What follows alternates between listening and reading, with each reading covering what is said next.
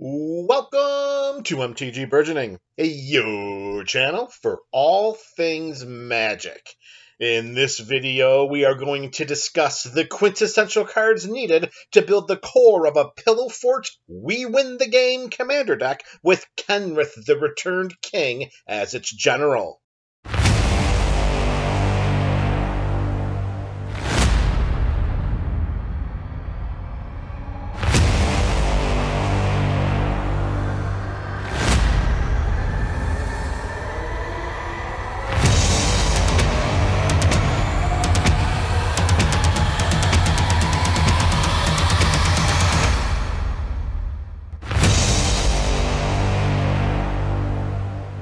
Kenrith the Returned King was the buy-a-box promo card for Magic's powerful and flavorful fairy tale set, Throne of Eldraine. Through his 5-color identity, Kenny can be called upon to be the general for any commander brew imaginable. If it can be built, then he can command it. As a creature, Kenny is a 5/5 legendary human noble for 4 and 1 white mana. As a toolbox, his litany of activated abilities include, for 1 red mana, all creatures gain trample and haste until end of turn. For 1 and 1 green mana, we put a +1/+1 counter on target creature. For 2 and 1 white mana, target player gains 5 life.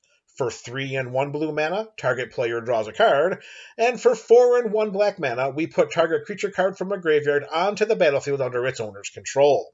All of these abilities are functional and relevant, and in addition to his 5-color identity, are the reasons why Kenrith the Returned King is the single most versatile commander option in Magic. And now, we are going to craft the core of an EDH deck around various We Win the Game spells and effects, while we and Kenny sit safely behind a fort of pillows as we await imminent victory. We begin with the building blocks of our Pillow Fort. One of the best ways to protect our life total is to prevent our opponents from attacking us. Archon of Absolution and Baird, Steward of Argive, prevent creatures from attacking us or planeswalkers we control unless their controller pays 1 mana for each of those creatures. Archangel of Tithes does the same thing as long as it's untapped, while also taxing our opponents from blocking any attacking creatures we control if it is attacking as well. Norn's Annex has attacks of 1 white mana or 2 life for each creature attacking us. Propaganda and Ghostly Prison are enchantments that add taxes of 2 mana for each creature that's attacking us. Windborn Muse does the same in creature form, while Kazul, Tyrant of the Cliff's tax of 3 mana, must be paid or we create a 3/3 red ogre creature token for each creature attacking us.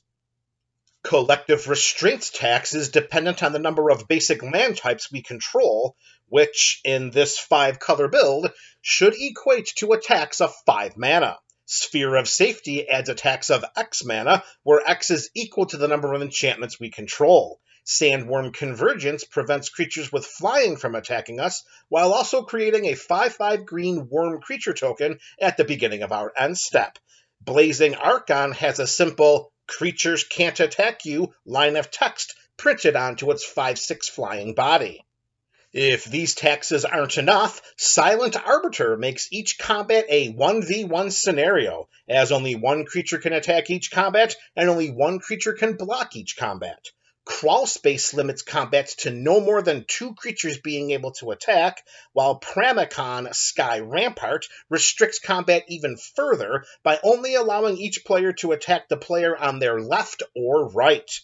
Fogbank's Flying allows it to block a wide range of different creatures, and all combat damage dealt to it and dealt by it is prevented. For the purposes of depleting our opponent's sides of the battlefield even further, let's include a copy of Dismiss into Dream. This enchantment makes each creature our opponents control an illusion in addition to its other types, and they have, when this creature becomes the target of a spell or any ability, sacrifice it. Instead of the creature being sacrificed, maybe it's better served on our side of the battlefield. Whenever a creature an opponent controls becomes a target of a spell or an ability we control, we gain control of that creature for as long as we control Willbreaker. With Kenny on our side of the battlefield, we can pay 1 and a green mana and put a +1/+1 counter on target creature, which triggers either of the effects on these two cards and allows us to control the creatures on our opponent's sides of the battlefield. With the potential to deal combat damage to us now mitigated, our next round of Pillow Fort reinforcement is to prevent any direct damage dealt to us by our opponents. Leyline of Sanctity gives us hexproof, and we can put this enchantment onto the battlefield without paying its mana cost if it's in our opening hand. Aegis of the Gods and Keen-Eared Sentry are both 2/1s for 1 and 1 white mana that also give us hexproof, while Teo Shield Mage does the same and can create 0/3 wall creature tokens. Witchbane Orb and Orbs of Warding continue the hexproof trend, while also respectively destroying any curses attached to us and preventing 1 point of damage from a creature whenever it deals damage to us. Sigarda, Heron's Grace, gives hexproof to us and humans we control, and provides a way to create human soldier creature tokens, while Shalai, Voice of Plenty, gives hexproof to us, planeswalkers, and other creatures we control, in addition to an activated ability that puts +1/+1 counters on our creatures.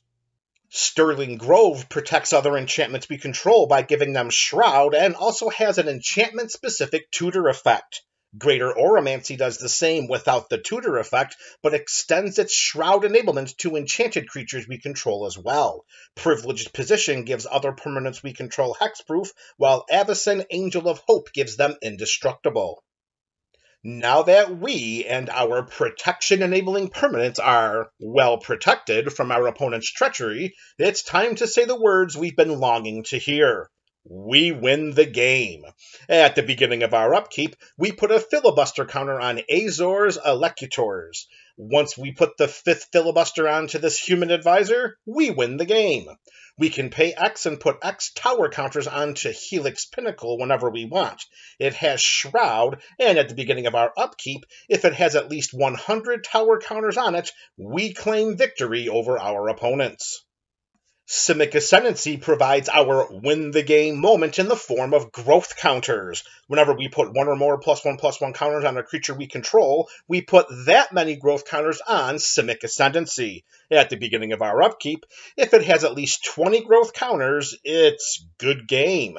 Speaking of +1/+1 counters, Mael's Aria puts a +1/+1 counter on each creature we control at the beginning of our upkeep if we control a creature with power 5 or greater. Did we mention that Kenny has a power of 5? Then we gain 10 life if we control a creature with power 10 or greater. Then we win the game if we control a creature with power 20 or greater. Kenny's +1/+1 counter ability comes up big with these win conditions. Trisky Decaphile gives us no maximum hand size, and at the beginning of our upkeep, if we have exactly 13 cards in our hand, then we win the game. This human advisor also has the same card draw ability as Kenny. We pay 3 and a blue mana, and we draw a card. Each time a creature an opponent controls dies, Revel in Riches creates a treasure token. If we control at least 10 treasure tokens at the beginning of our upkeep, we get the victory. We could get there even quicker by enchanting a treasure token with Mechanized Production. At the beginning of our upkeep, we create a token that's a copy of Enchanted Artifact. And then if we control at least 8 artifacts with the same name, it's good game. Hellkite Tyrant doesn't care what kinds of artifacts we control, just that we control at least 20 at the beginning of our upkeep. For the purposes of speeding up this artifact counting process, Hellkite Tyrant has a trigger that gains control of all artifacts defending player controls whenever it deals combat damage to that player.